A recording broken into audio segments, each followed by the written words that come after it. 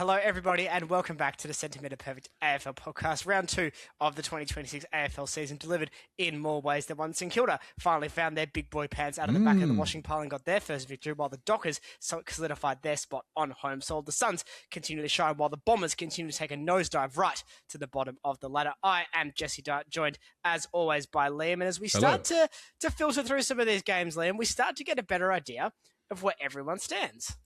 Slowly but surely, Jesse, we're starting to get some information, which is correct. Although I must admit, I'm still not entirely sure we have full pictures as yet. Before we get any further, at @CMPerfect_AFL is where you can catch us on YouTube, audio podcast listeners on Apple, Amazon, and Spotify. And sure, I'll chuck out the Instagram as well. That is there as well, all at @CMPerfect_AFL.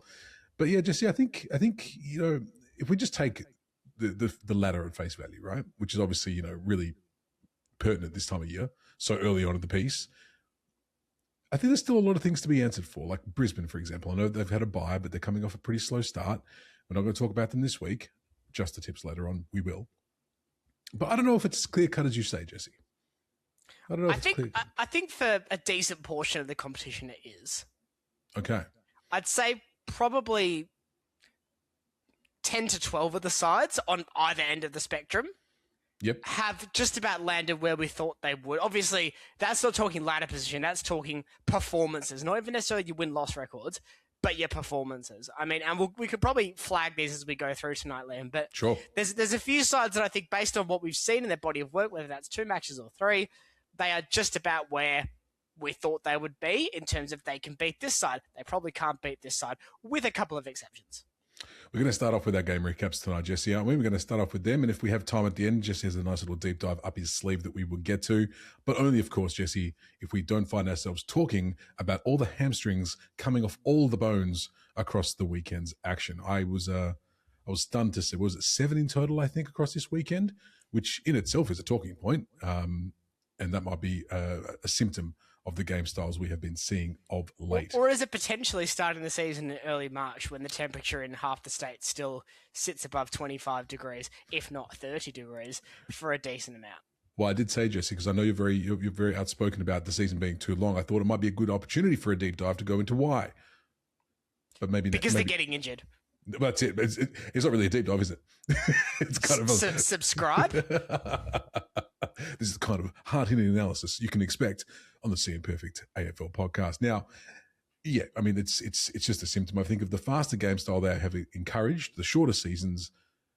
It's all there, Jesse. The longer seasons, apologies, you are correct. Now, we'll start off, as we always do, on Thursday night, because we get those now all the time. Actually, Liam, before we start... Oh, you've cut me off, Jesse. There must be really... It's going to be so important, I can tell. Yeah, because I actually have thought I want to talk... Let's bin off the detail. I want to talk a little bit about, is the season too long? Because you've got me thinking about it now. Okay. It is too long, is the short answer. How would I fix it? Now, we know that the AFL rights deal that has gone to both Seven and, well, KO, but DAZN, the parent companies overseas, that's an overvalued deal, right? For a national code, the amount of money they're getting for a global sports brand with a sport that is pretty unmarketable elsewhere. I mean, yeah, you can put the games on and people might watch them, but like let's not kid ourselves here. AFL is Australia's game. You're not going to get Gaelic football take off in Australia or vice versa. Like, it's not that, right? Australia's not a big enough market by itself to kind of force itself upon other countries like America does, with the NBA, the NHL, NFL, whatever the case. But NFL's probably a better example because it's American football. Sure. So that it's overvalued, right? We know the broadcast deal is overvalued. Now, whether or not DAZN will be continuing to willing to go and dip into their pockets to pay for this at this level, I think remains to be seen. And it's probably something the AFL needs to have in the back of their mind as we edge closer to that TV deal expiring, because, to be honest, I don't think they're getting their money's worth out of this, and you can see that by the fact we're getting yearly price rises as consumers for the product. Now, KO is pushing, I think, 45 a month now, isn't it? And 49. It's 49. 49. I mean, and look, you can have the conversation about, is that too much? Yes, it is too much. But I think I think there's more to it than just pure profit driving. And I'm not defending DAZN for raising their prices, but ultimately, their Australian market has a couple of big value stocks. It's got the AFL and the NRL. They are paying out of their nose for the AFL rights because under Fox, who initially signed the deal when it had KO, that just made sense to do, right? More of a national identity company type thing. Dazens are more of that global sports brand. So I don't think the current TV deal is getting great money for the broadcasters. I think you then might want to see them drop how much they're willing to pay, which gives us probably a once-in-a-lifetime opportunity to fix the AFL fixture. And it needs to be done. So here's how I would do it. Okay. The AFL season becomes 24 weeks, 20 games. So right away, we're cutting 2 weeks off either end, and this is obviously excluding finals. 2 weeks off either end. We're condensing it, but we're getting 4 weeks off. That's a lot of time off. So here's how we're going to do that. So we're going to do no opening round. Everyone starts at the same time of the season. Of course. But it can be gather round to commence things. And you can do a New South Wales and Queensland joint gather round. Sorry, South Australia. I know you like it. I know everyone loves playing in the Barossa Valley and Norwood on a rectangular field, which everyone really likes. It's great. It's so good. It's so good that that's an AFL standard venue, apparently. So gather round now moves to New South Wales and Queensland. So we can keep the core objectives of opening round without making everyone really cross. And by everyone, hi, Justin. Thanks for watching. We're going to do that. Yeah. We're going to get to about round 7. We're going to have a week off. And we're going to play State 18s as a headline weekend long carnival. It's good exposure as well. It's good exposure Exactly. for those young up-and-comers as well. Absolutely. This ties in to the next break, which is a 2-week break. It's a 1-week break. You have State of Origin proper, but multiple games. So six sides. As in Vix, VWA, South Australia, v Taz, etc. Okay. Obviously, there's the element of will the AFL clubs want to risk their players for that? There will be a quota, which I haven't decided because I'm thinking of this as we go, of state league players. So let's arbitrarily split it as there's 23 players on the side on the field at any given time, starting plus bench. So let's say 14 AFL, 9 state league, maybe a bit more favour to AFL. But so we can similar supplement. Similar what the T20 does. Like you've always got those contingents of local kids and local players in each team. Have a state of origin, and again showcasing some of that younger talent and local talent. Yeah. So that we'll put that about around 11, let's say. Halfway ish. Yeah. We'll get to round 15. We'll have another break. We'll do state 18s again. That should be at the point of the finals of the 18s competition. Now there'll be other games they play off Broadway during this time, but that will get us to about the finals, I think, as it works out for them. So that's round 15's what? Early in that June? Yeah, probably June-ish. Early June. Late June, I would say. Well, this is your fixture, Jess. You can do whatever you want. It has to be late June because otherwise Christmas. No, it has to be late and it has to be July. Otherwise, it's not going to work. No, it's not Christmas. So that's about right. That works. Yep. Then we're going to have one more bye at the end for the pre-finals bye. So that's our 4 that are diced in. You play every team once, so that's 17. You play your rival team twice, that gets to 18. You then play 2 teams who finish within your third in the last season's ladder. So 1st through 6th, 7th through 12th, 13th through 18th. That way you have you lessen the impact of losing money on the TV deal because I don't think the same amount will be generated next time around. And people are welcome to tell me that I'm wrong in the comments. I just don't see it based on the fact we're continuing to see now a risk of no guarantee for that money. And TV money is only as valuable for as long as it's signed for, right? And you have to have that conversation of, well, is $45 a month for a lot of footy fans sustainable, and will they then lose interest if that's becoming then a pricing out for them? And that's a whole other ethical conversation that is probably better suited for another podcast. But sure, I think you also have to consider that fact, and there are people that will not want to pay that for a streaming platform, as good as watching the footy is. There are people who might rightly say, well, I don't want to pay that. So I think, you're not going to be able to do this if the model is just extended as it is TV rights wise. Because the AFL is not going to then throw away money. This is a scenario where the AFL is backed into a corner about losing TV money, and this is the best possible solution to keep everyone happy. So what stage does it come away from that TV rights money and go, well, hang on a second, we're losing all of our top stars because let's be real, a lot of the players who went down this week are the upper echelon of the talent. Like, does that factor in at all, Jesse? Do you reckon it's just a case of all money all the time? TV money is a hard thing to argue with, I think, ultimately for executives, because especially, I mean, the AFL is a not-for-profit officially. You know, that they are beholden to their board. You know, I see it's a pretty tough argument to say, let's go lose money by doing this. Like, I get that. I don't, while I think the season absolutely should be shorter, I understand why the AFL executives are where they are on this. Now, obviously, you can't have a decimation of player lists across the board, but it's worth considering the fact that we've just lost, 7 guys in a week. We've lost plenty before that. And they're injuries that come from overuse, right? Like hamstrings. Yeah. We haven't had them as much yet, but like calves, you know, those type of things, they're overuse injuries. They're overtraining stress injuries. I'm surprised we haven't had that many stress fractures yet. Yeah. Because that also is a big risk as well when you have overtraining elements or over peaking elements this early in the season. So look, we'll see. Sprinting's up, injuries are up. And, you know, for things like opening round, maybe their numbers up. Yeah, potentially so, Jesse. I mean, and it's probably not a bad segue to jump into the round 2 action, which happened mid-March. Not under your proposal. We're just getting things started right about now. But yeah. We're 3 games in, more or less. I know it's only round 2, but should we get into it, Jesse? I think we should. Thank you for going through my improv deep dive with me. I'm definitely keen that you did, because I know it's something that you've thought about. You've put and the fact that it's just there, Jesse. It's in your noggin because that's how much you think about it. Just don't. If you talk about Chris Conley, next week we can do Fremantle 2006 for an hour. That'll be fun. I think Jesse doing anything Fremantle could go for a long time.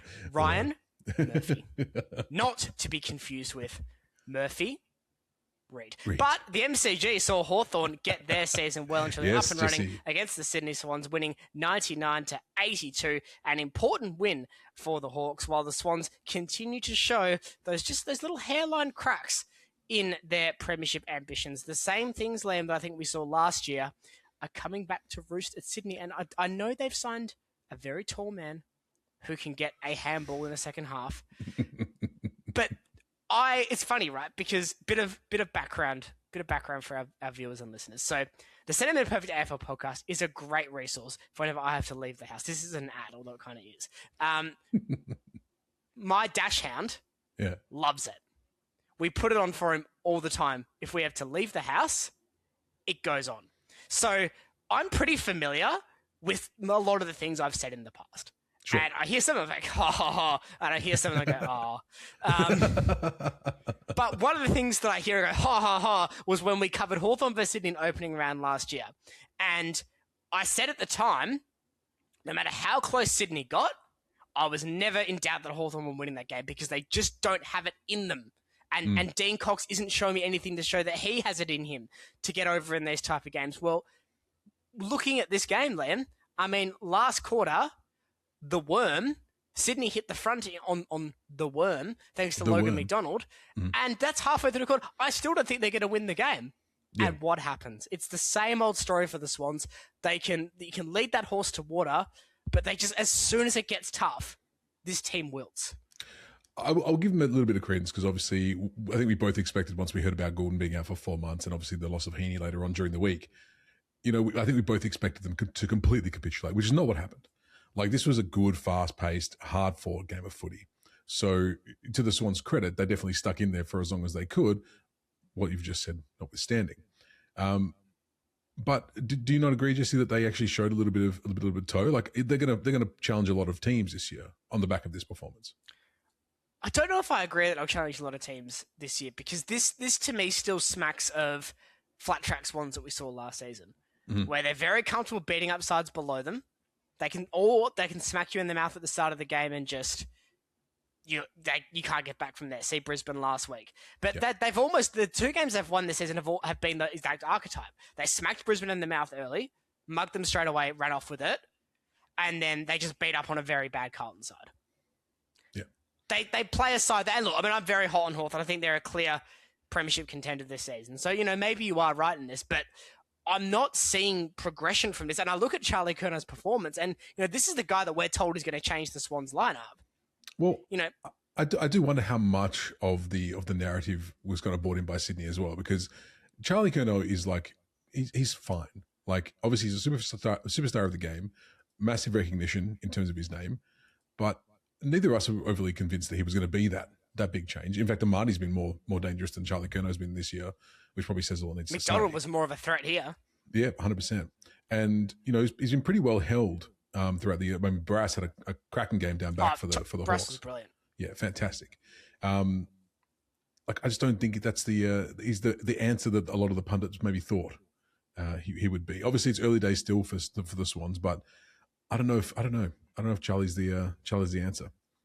No, I mean he's had the most time on ground of just about anyone on the field with 91%, and you look at it. I know it's unfair to do a direct comparison, but exact same time on ground percentage. He's kicked 2-1 from 7 touches. Gunston's kicked 4-4 from 13. Well, 4 behinds notwithstanding, I know which what I'd rather prefer. And just again, Gunston's a fair bit older. The big criticism of him has been he beats up on bad defenses and bad sides.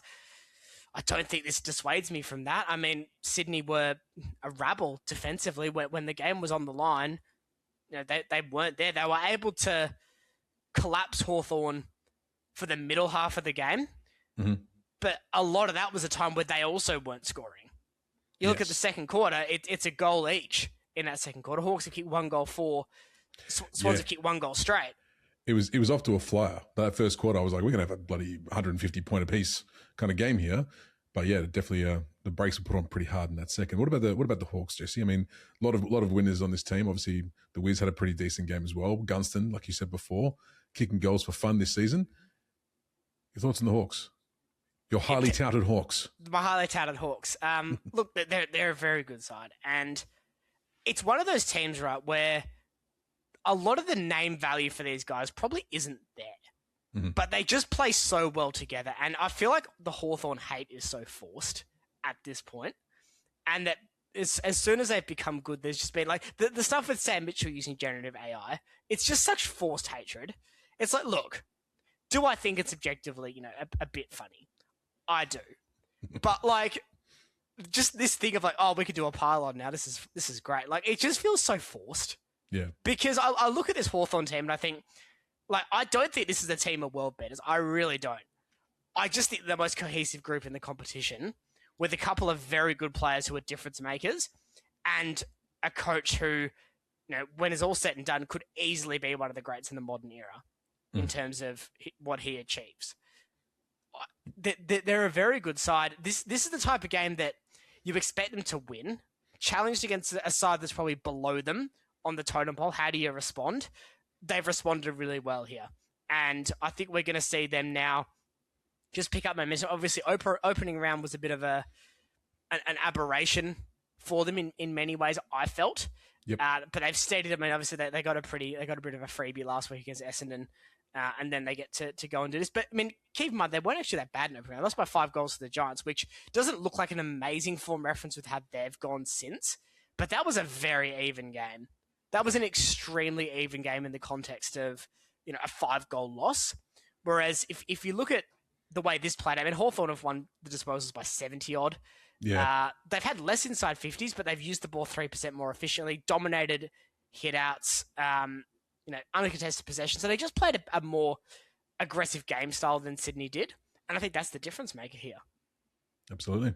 All right, Jesse, let's move on because we've got another 6 games to get through. We'll move on to Friday Night Footy, which was another cracker at the Adelaide Oval. The Adelaide Crows 13-10-88 going down to the Bulldogs 14-10-94.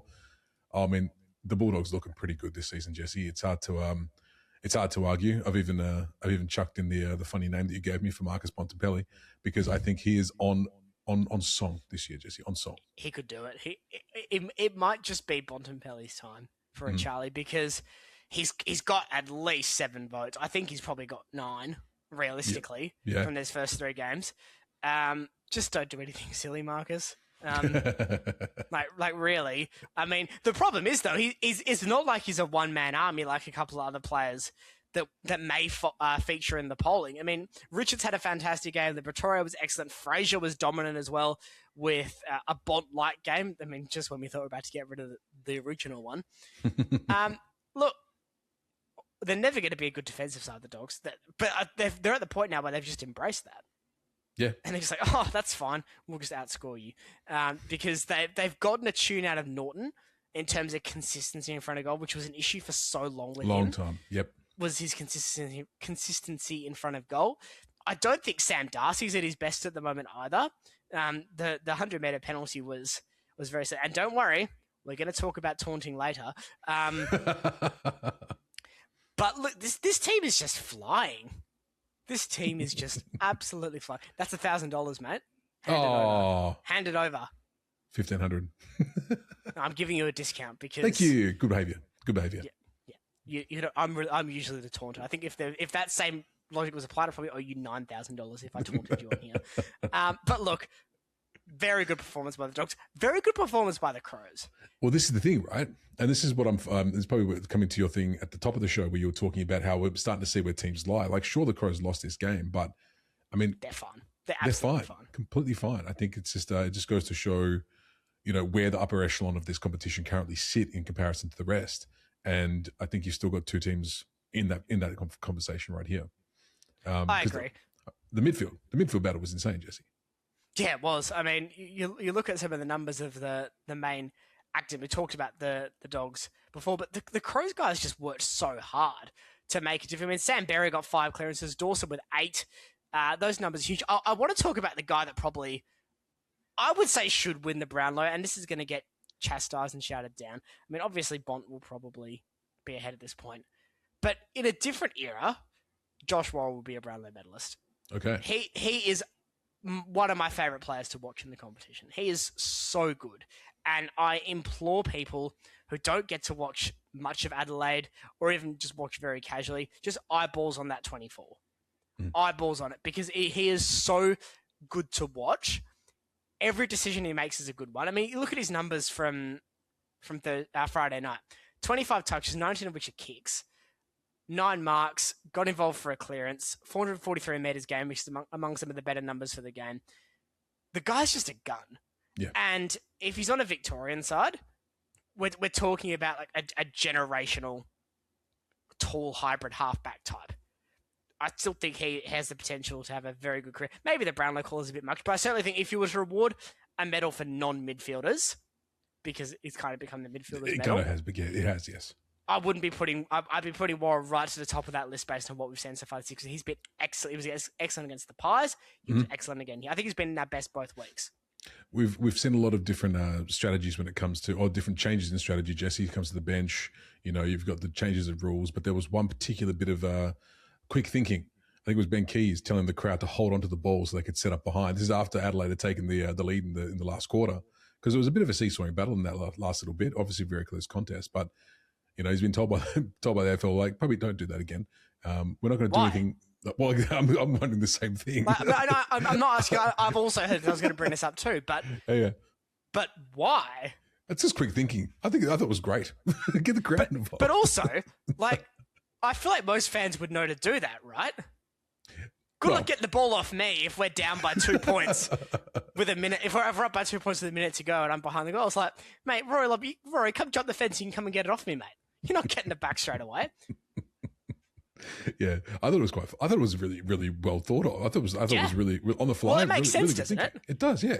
I mean, I may have punted the ball away in like year 8 when we'd given up a late goal to make the boundary umpire run further to get it. Because there's no stoppage, there's no time off in that. It's just thinking. Surely a 50-minute penalty there, Jesse, surely. It's not a free kick, because it was an accident. Yeah, fair. I suppose, what was this, under 10s? Probably get away with it then. Thank you.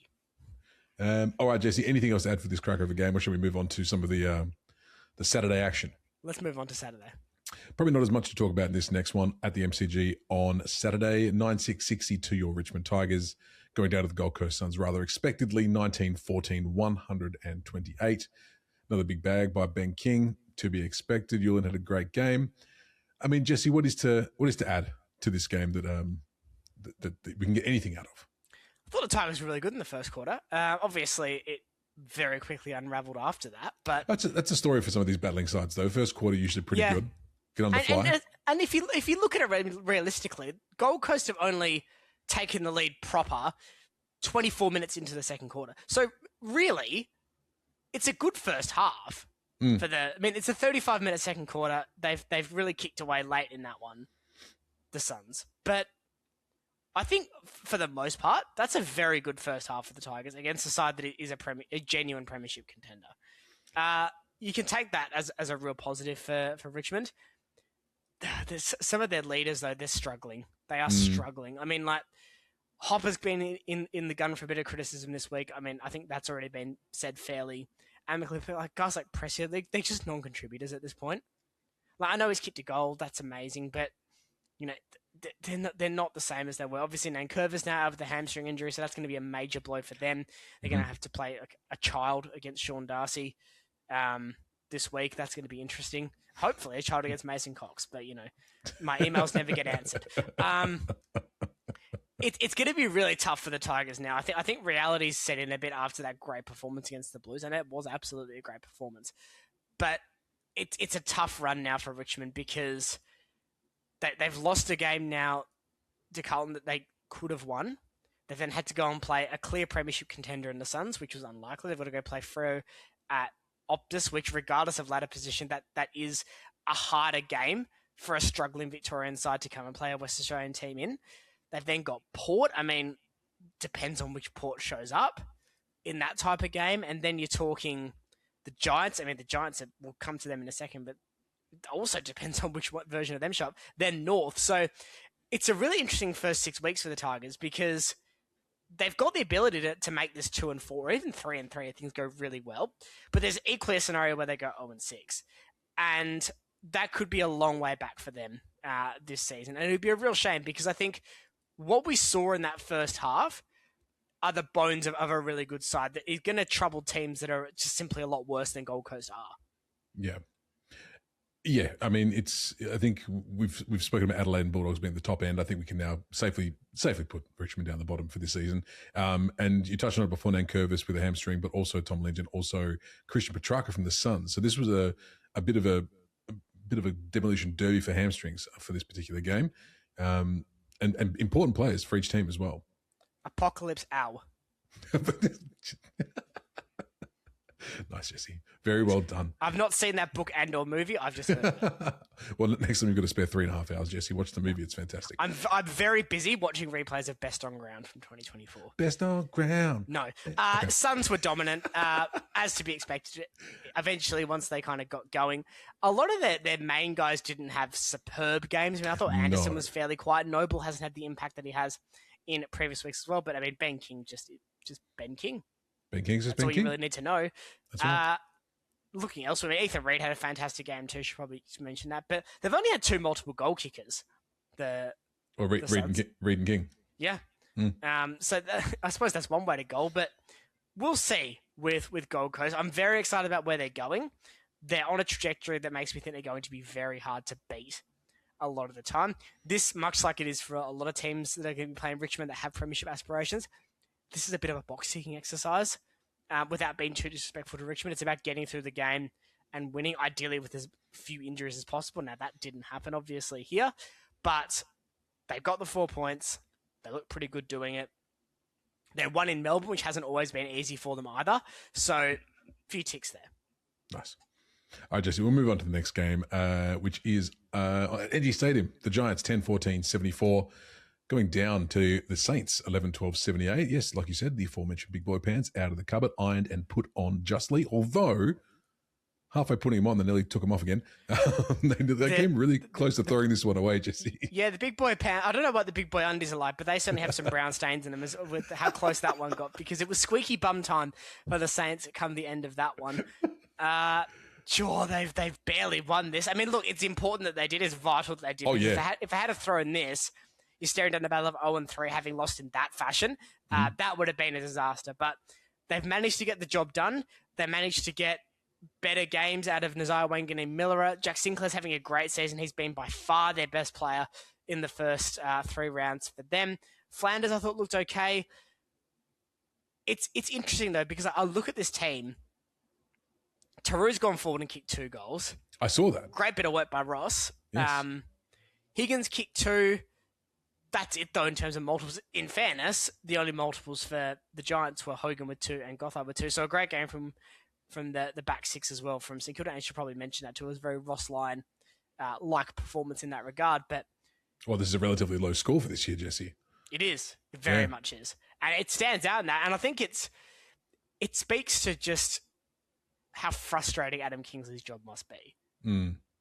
Because I was frustrated on the Giants coaching box's behalf watching this, because the lack of game awareness and the lack of ability to shut down momentum has been a problem the Giants have had for the last 5 years. Yeah. And, there's probably few sides who are worse at it than GWS. And that's contemplating teams who are bad, right? Like, North Melbourne got walked over by West Coast at various stages on Sunday. I still don't think they're necessarily as bad as these horrible momentum swings that the Giants are. Yeah. Because this seems to happen every other week to GWS. Well, I mean, this is both teams. Both teams like momentum, like the pendulums. And that was this game in a nutshell, right? It's just like, oh, this is good, and then they're good, and then they're good, and they're good. But St Kilda, I think, and I know they've got a few of Dad's Army in there now, but St Kilda are mostly a young side, right? Yeah. Like a lot of their main guys, and look, I mean, you can say as much as you want. Jack Silvani is not going to be a main guy, right? So just put all the new boys to one side. Your main guys and your conduits at St Kilda are Wangani Miller, Winhager. I'd say Owens is getting to that stage now, and off the season having so far Hall. So a lot of these spark guys for the Saints are very young, very inexperienced players. Contrast that with the Giants. You're then talking Callahan. I'll throw Whitfield in there. Ash can definitely create that spark of halfback for them as well. And Green. Like, that's a very different age and even skill profile to what St Kilda are offering. So I'm actually way more willing to praise the Saints here and criticize the Giants than kind of equivocate here, because this is not a game that GWS should have to rattle home in if they just don't fall asleep in the first quarter. Yeah. Like, it's basic stuff. Like, they've kicked 24 points to half time and then 50 in the second half. They were wasteful all game. Mm. It's a waste. And when you're talking now, the peril of finishing 7th or 8th, having to play the extra final, these results matter. Oh, yeah. Saints lose this and go 0-3. They're probably looking at best case scenario being in that bracket. Yeah. Whereas now there is still a pathway to top 6 for St Kilda. Do I think that's unlikely? Yes, especially the fact that I'm still unconvinced by them. But there is a pathway there. Conversely, the Giants had an opportunity to go, 2-1? Didn't take it. Now you're talking about them, 1-2. I'm just going to fact check that, because that sounds right in my head. It is right in my head. They're 1-2. God, there's so many games of football. Too early. But for me, the single biggest worry for me with the Giants is just how bad the defense is. They've conceded, and look, I know it's a bit janky with 3 games, 2 games, but they've conceded 307 points. So they're conceding over 100 points per game. Mm-hmm. Now, obviously, 78 is a better effort, but they're just, I don't know if they're playing much. They're playing a team with no key forwards, certainly good ones, and I'm including the ones that are injured there. So it's just a complete panic for the Giants defensively without Sam Taylor's calming influence. It's going to be a limiting factor for them, I think, at the end of the day. It's going to be a limiting factor for the Giants that ultimately I don't think they can defend. Yeah. Well, Jesse, I'll leave you with that, because I was watching the game. I was watching the score, I should say, at a friend's lunch during this game, and I saw the score tick up for the Giants towards the end. I was like, yeah. And look, they should be given some credit for galvanizing and fighting back and not just playing a dull as dishwater 4-5 goal loss. Yeah. And look, it probably says something about St Kilda too. They're still probably, I still think, a month away from gelling properly. And I think if this game was played later in the season, under these exact circumstances, which is having a slow start, I think St Kilda probably do win this by about 4 goals. So there's still a bit of way to go, St Kilda. Like I said, they get until the bye for me. Either way, they get until the bye, just because they're such a weird use case out of the rest of this competition. I'm willing to make judgment calls on just about everyone else after about 6 weeks. I honestly think we need about double the time for St Kilda, just because we don't know how these guys are fitting in. And so far, the early evidence is unflattering. All right, just let's move on to the next game. Our boys, the Fremantle Dockers, 17-16, 118, defeating the Melbourne Demons 10-10-70 at Optus Stadium. Again, another one that I had to watch on replay later on, but I was really worried at the start, Jesse. Shades of round one. Got off to an absolute flyer, and then Demons came on back. But thankfully, the third quarter was also an absolute flyer, so it all worked out in the end. This is a really weird game. Okay. To be clear, Melbourne were very poor. Yes. They were a very poor side. And I was disappointed, having seen what we saw from them last week against St Kilda. 100%. I perhaps expected a bit more. Now, there is where the caveat, it was a very warm day in Perth, which absolutely would have suited Fremantle. I think we also saw a degree of that the following day as well, even potentially in the other game that was played on Sunday too, in terms of a similar environment. But look, I'm not going to make excuses for Melbourne. They were very average. They were completely unthreatening. Van Rooyen went from looking like Wayne Carey to looking like Kepler Bradley with no arms or legs, which is concerning. He'd still kick it from the square though, Kepler. Well, he would. Unlike, who was it for it? Nate Caddy, who put it into the point behind post. The goal post, rather, I should say, from 2 meters out the next day. He was a 2 meter Peter out from goal, and he managed to miss, which is harder to do than it isn't. Back to this game, though. Fremantle will be happy with the 4 points. Yep. We were told all summer they're going to be more ruthless. If this is ruthless Fremantle, this is 7th place Fremantle. Okay. They still can't kill off teams. That second quarter, and again, I don't want to punch down on Melbourne too much. And I don't want to go the whole sneering. If it was a good side, it would have been a lot different.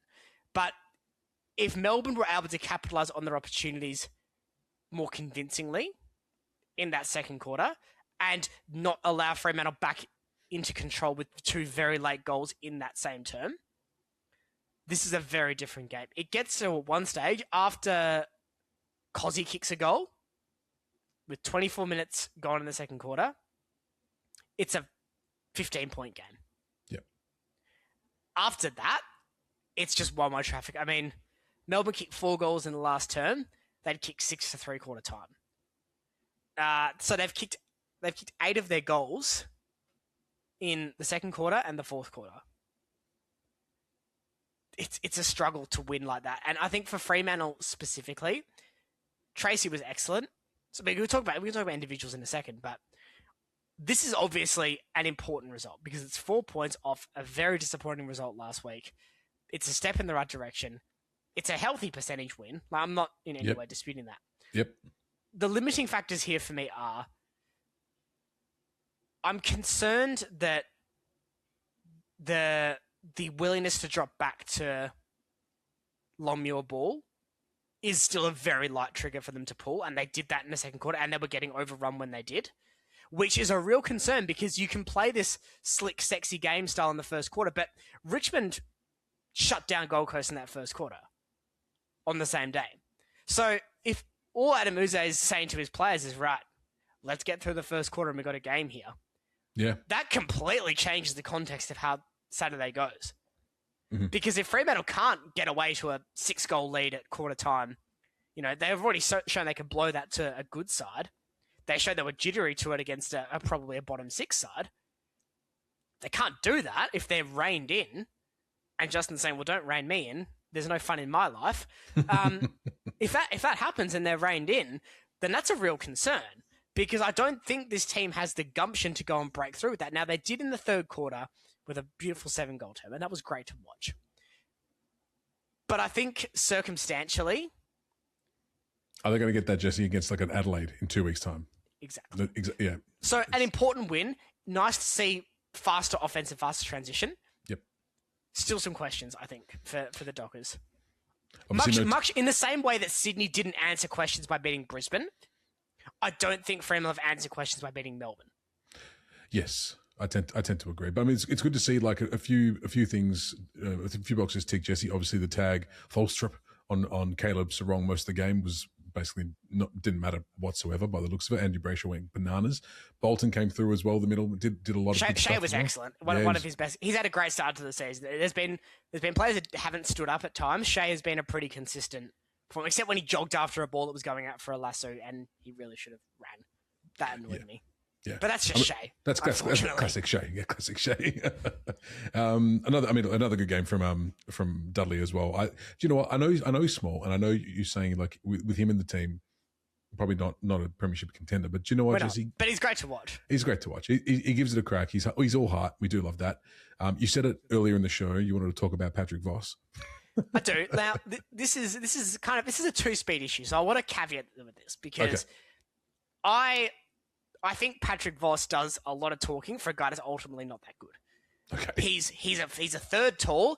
Yep. He can't play second tall. If Tracy or Jai go out of the team, and obviously there's that concern about Jai's form at the moment, yep. They go out of the team, Voss's role changes, I think he gets found out. That's just my personal opinion. However, should he be fined for taunting? No. That is absolutely ridiculous. That is so beyond the pale of common sense that I think we've lost perspective about what the tribunal or the match review system is for. That is not like we're not getting fined for this, are we? Like we're not doing that. Like bit of ruffle the hair. Bit of ruffle the hair.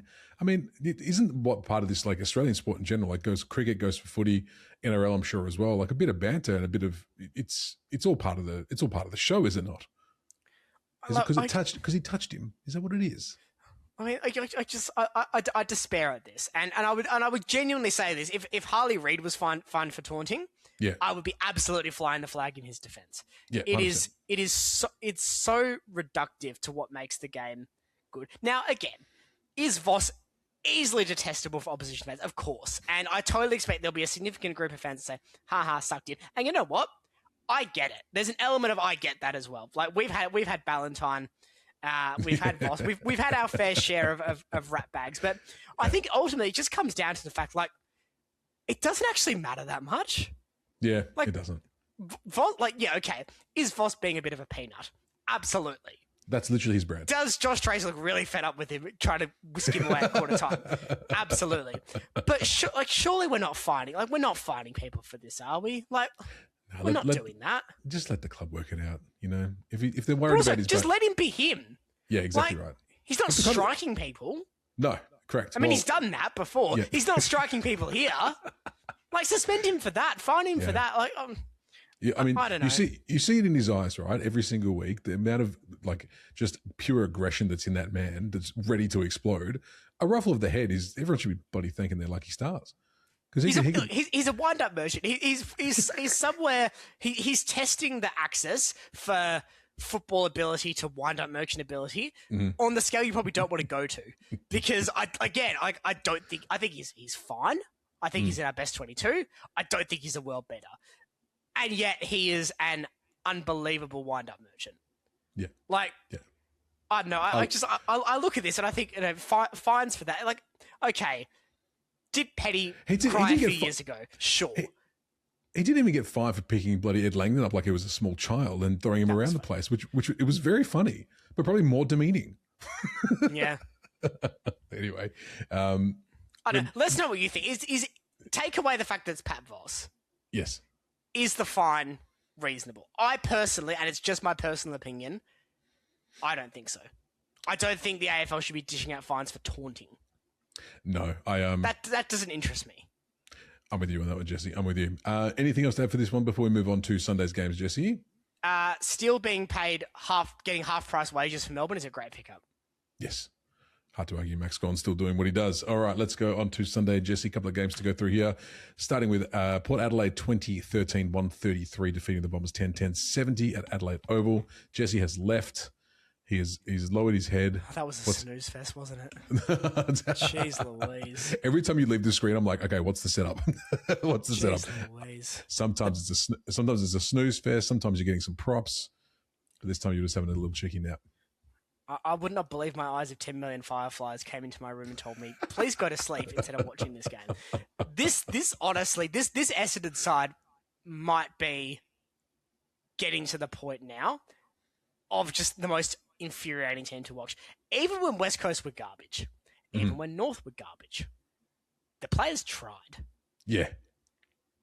I don't know if we can say the same thing here. Now, well, the coach with the doesn't think exception, well, yes, with the exception of Zach Merritt, who, let's be honest, does absolutely, unequivocally, unquestionably, in my opinion, not want to be there.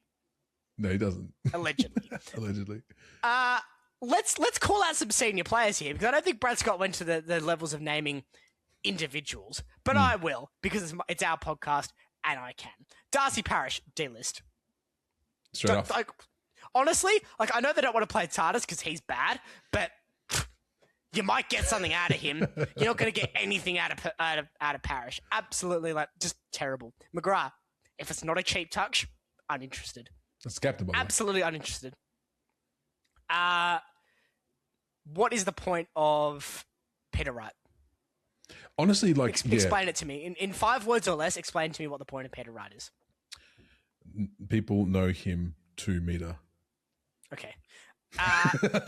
Now do the same thing for Ben Mackay, who I think is on $900,000 a year. Who is Ben Mackay? I put Mc and Kai as 2 different words because that's how much I care. Fill out the word count. Thank you. It's a real concern that their best players comfortably were Caddy, who is 20 and admittedly had a fantastic game, but is ultimately still very much in his development phase. He was the only thing worth watching in this game, Jesse. Him and Kako. Him and Kako, yeah. From a development perspective, and from an excitement perspective, he actually gave him a little bit of a boost. There was even a point there. I think it was in the third quarter. They came out with a couple of quick goals at the start of the third, and both his. And he was trying to get them fired up, and it just didn't work, Jesse. It just didn't work. I don't want to pick on him too much because he's also developing. But Jaden Newman had 14 touches against Port, all of which were hand passes. Yeah, but just kick the ball, mate.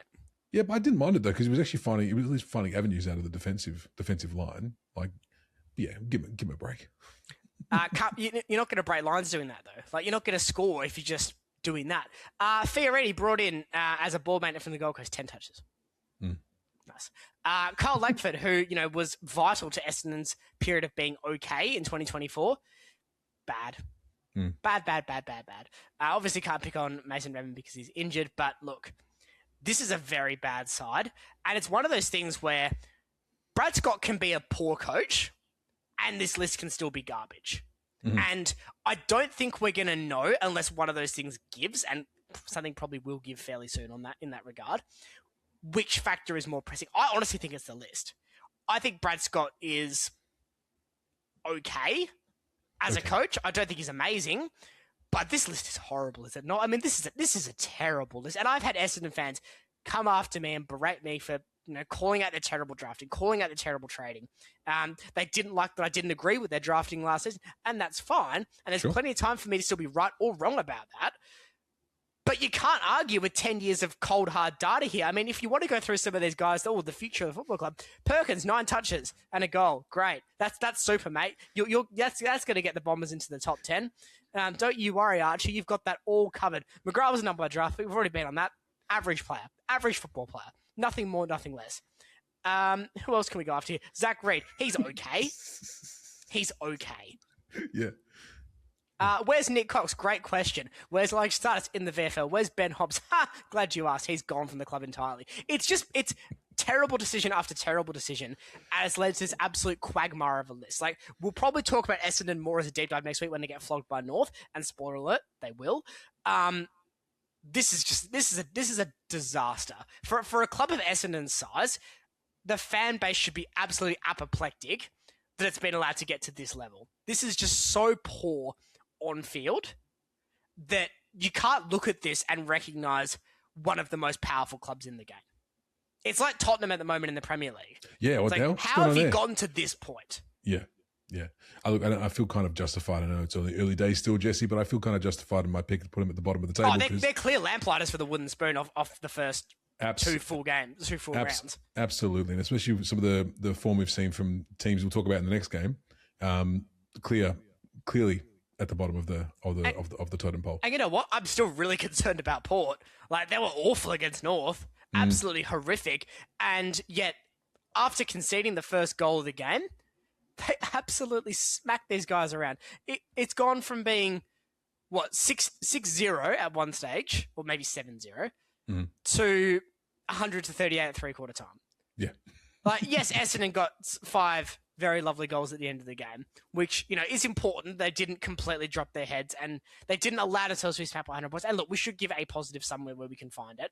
That is good. And there's young kids in this Bombers list, like Zach Johnson, who was fantastic, who the fan base can be really excited for. However, I don't think Port are top 10 contenders this year. And look, again, Port fans, please, if you don't agree, tell me. But this was as easy as this was arm out. Yeah. Essendon trying to punch through the arm. Just getting nowhere near it. They were off the pace. And I think, I saw some commentary, probably some rather emotional in the moment commentary, like Essendon wouldn't beat a VFL side. Against a team like Southport, you're not a guarantee. Yeah. Off that effort in the first 3 quarters, you're not a guarantee. You probably will eventually. You're not a guarantee. Not even against the new and improved victorious Tasmanian Devils, Jesse. Not even them. No, I think Connor Rozee, obviously, another big out. I think I think news came out on his injury just before we started recording tonight. It doesn't look like it's a good one, though. It looks like it's going to be quite a lengthy stint on the sidelines for him as well. Just adding to the hamstring craziness of the week. Let's finish this up, Jesse. We've got one more game to go over. And to be honest with you, a pleasant surprise. 17-9, 111, the West Coast Eagles defeating the North Melbourne Kangaroos 15-4, 94. It took until round 2, Jesse. The Eagles have equaled their tally from last year with what I must say was a very, very rousing performance. It was they may never lose again. They were very good, Jesse. And I think, are we starting to see that, the clicks of all the young kids coming together and just believing in each other? Because say what you will about like the Bombers, is the antithesis of that. The Eagles believe in each other, and that's what it looks like. If anything, it was the young fellas bringing up the old dudes who were like, oh, wait a second, we can actually do this. Yeah, I loved what we saw from West Coast. It was absolutely fantastic to see the willingness to rally, having been smacked around the park to quarter time. They've been comfortable at going into that second quarter thinking, gee, how much is this going to be? Yep. And kind of where does this put North in the ecosystem? Now, I don't think this loss is as bad for North as it may seem. I don't think that. We'll come to that in a second. It's okay for North. Disappointing, but okay. For West Coast, though, I mean, this is fantastic, isn't it? I mean, Job Shanahan, I've been so hot on Shanahan as a player. The fact he can now go and play as a dual position tall and go down and help out in the back line. Yeah. That's so exciting. And you know what? I love it from a quarter too. Hey, we're getting smashed. Waterman, go down there. We're getting smashed again. Shanahan, you go down there now. That is just such good coaching. And it speaks to a coach that's like, hey, we can try things here and we can learn as we go. Now, obviously, what if Waterman's 100 metres away from goal, he's probably not kicking one, although he can kick a ball. He probably could. Yeah, he probably could. Yeah. Oomph, the ball goes as Waterman lays his boot into it. But look, I look at this and I'm just thinking, you know what? Like, this also gives opportunities for guys like Duff Tytler, Archer Reid to stand up and be accountable in that forward line. All of a sudden, Duff Tytler's one out as an opportunity. His goal below his knees was just, I know he didn't kick it below his knees, but the pick up below his knees to control the spin from Toby Pink, that is superb. That is exactly why he was so highly rated in his draft year. Exactly why. Because he has his ability to do things that make him unplayable for bigger bodied keys. Now, obviously, there comes weaknesses to that in terms of marking contests, some ruck contests, elements like that. But when you see him do things like that, it doesn't matter. No, exactly. Well, it's his first season, his second game. Like if that's his baseline, he's going to be just fine, Jesse. Once he gets a bit of bulk on him. But I actually really liked Duff Tytler's game. I liked a lot of the young kids' games actually. Did you know that Scott Penderbury used to be a basketball player? We all know that, right? Do you know what Milan Murdoch used to be? Like 2 weeks ago? A Sparky. Just a Sparky a couple of weeks ago, Jesse. I reckon I heard that about 16 times during the broadcast.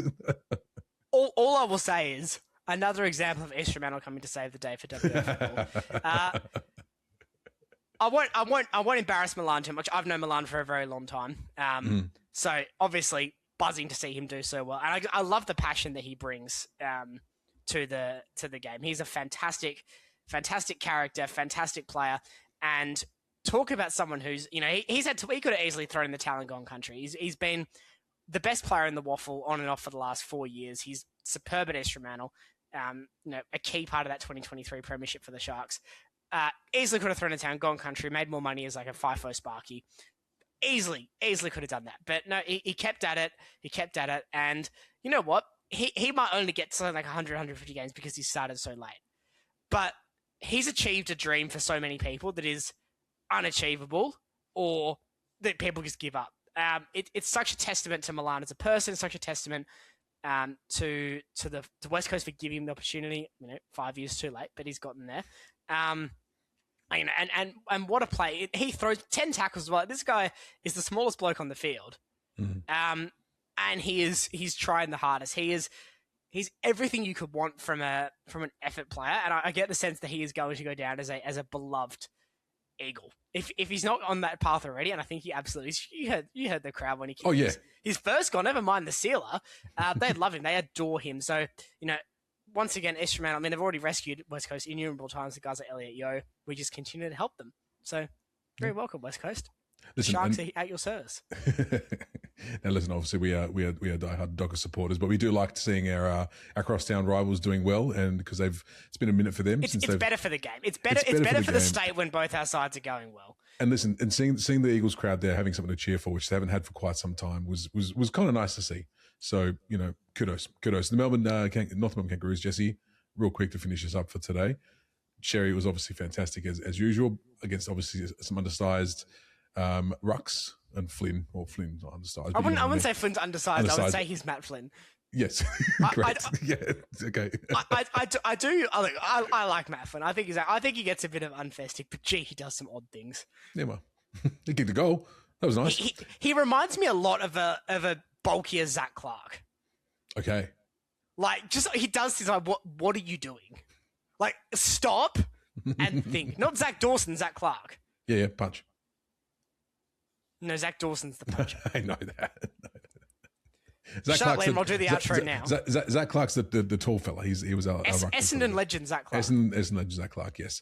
She's was great. Like he kicks, 6 in the end, I think he kicked? He did. So, a good win from the Eagles. A good win from the Eagles, Jesse.